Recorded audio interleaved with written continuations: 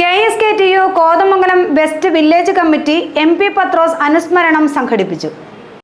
KSKTU ജില്ലാ സെക്രട്ടറിയായിരുന്ന MP പത്രോസിന്റെ ഒന്നാം ചരമവാർഷികത്തോടനുബന്ധിച്ചാണ് കോതമംഗലം വെസ്റ്റ് വില്ലേജ് കമ്മിറ്റി അനുസ്മരണ പരിപാടി സംഘടിപ്പിച്ചത്.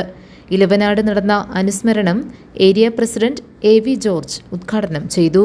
വലിയ കർഷക തൊഴിലാളി സംഘടനയെ സംബന്ധിച്ചിടത്തോളം തെരഞ്ഞെടുപ്പിലൂടെ അധികാരത്തിൽ വന്ന് വിപ്ലവം നടത്താം എന്ന ഉദ്ദേശം പാർട്ടിക്കില്ല.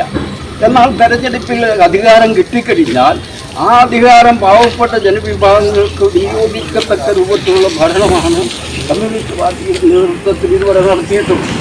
അപ്പോൾ ഭരണം നഷ്ടപ്പെട്ടെങ്കിലും നമ്മുടെ പണിയെടുക്കുന്ന ജനവിഭാഗത്തിൻ്റെ വോട്ട് നമ്മളിൽ നിന്ന് ഇതുവരെ ചോർന്നിട്ടില്ല എന്ന് പരിശോധിച്ചിട്ടാൽ കാണാൻ കഴിയും.